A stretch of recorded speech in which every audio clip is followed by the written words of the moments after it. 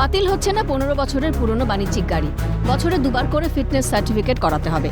পরীক্ষায় পাশ করলেই শহরের রাস্তায় চলাচল করতে পারবে বাস বা গাড়ি। ওই বিষয় নিয়ে বাস মালিক সংগঠনের দীর্ঘদিনের দাবিতে নীতিগতভাবে রাজ্য পরিবহন দপ্তর সম্মতি জানিয়েছিল আগেই। অবশেষে সেই যুক্তি মেনে নিল হাইকোর্ট। কলকাতা হাইকোর্টের বিচারপতি রাই চট্টোপাধ্যায় সিঙ্গল বেঞ্চ রাজ্য সরকারের আর্জিতে সাড়া দিয়ে আপাতত 15 বছর বয়স পেরিয়ে গেলেও গাড়িটি যদি রাস্তায় চলাচল করার ক্ষেত্রে ফিট থাকে তাহলে চালানোর অনুমতি দিলেন। সোমবার রাজ্যের সঙ্গে এ বিষয়ে 6টি বাস মালিক সংগঠনের সমঝোতা চূড়ান্ত হয়। প্রতিটি সংগঠন বছরে দুবার করে ফিটনেস সার্টিফিকেট বা স্বাস্থ্য পরীক্ষা ইস্যুতে সম্মত হয়েছে। 12,500 সার্টিফিকেট অফ ফিটনেস এবং 100 টাকা দূষণ পরীক্ষা।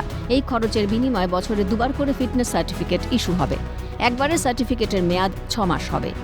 উল্লেখ্য, এবছরের শুরুর দিকে জানা গিয়েছিল বেপরোয়া বাসের চালকদের নজরবন্দি করার সিদ্ধান্ত নেয় পরিবহন দপ্তর। চালু হচ্ছে যাত্রী সাথী অ্যাপ।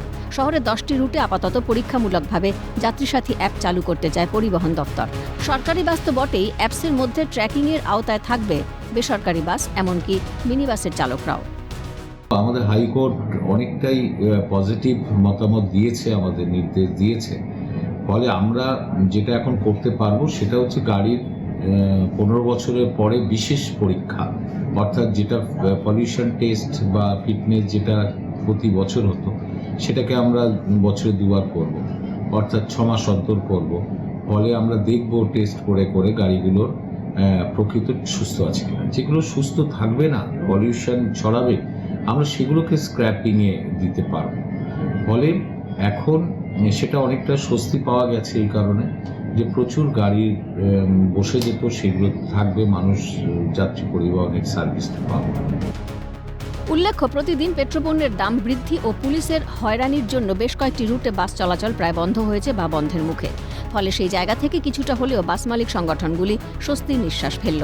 প্রসঙ্গত, আদালতে মামলা চলাকালীন 6টি বাস মালিক সংগঠনের পক্ষ থেকে একটাই অনুরোধ ছিল যে তাদের বাসের আয়ুর পরিবর্তে রাস্তায় বাস চলাচল করার ক্ষেত্রে স্বাস্থ্যকে মাপকাঠি করা হোক। সেই দাবি বিবেচনা করেছে পরিবহন দপ্তর। পরিবহন দপ্তরের উদ্যোগকে স্বাগত সিটি সাবারবান বাস সার্ভিসেসের। আমাদের সামনে একটা সুযোগ এসে দাঁড়িয়েছে, যেখানে আমরা রাজ্য সরকারের কাছে অ্যাপিল করেছিলাম যে 15 বছরের বয়সসীমা বাড়াতে হবে।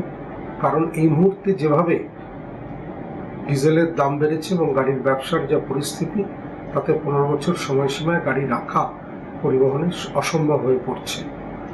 সেই ক্ষেত্রে মহামান্য আদালত বলেছিলেন যে যে কটি সংস্থা মামলা করেছে, 7টি সংস্থা, তারা তাদের সকলের সঙ্গে রাজ্য সরকারকে অ্যামিকেবল সলিউশন করতে হবে।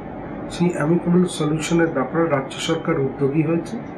আগামী 17 তারিখে হাইকোর্টে এই ব্যাপারে মামলার শুনানি আছে। আমরা আশাবাদী রাজ্য সরকার যদি আমাদের পাশে দাঁড়ান তাহলে আমরা এই মামলায় হয়তো বাস মালিকদের রিলিফ পাব। পরিবহন দপ্তরের মতে এই উদ্যোগের ফলে বাস মালিকরা কিছুটা হলেও বড় ক্ষতির হাত থেকে বাঁচবেন। একই সঙ্গে যাত্রী নিরাপত্তার দিকটিও নজরে রাখা যাবে।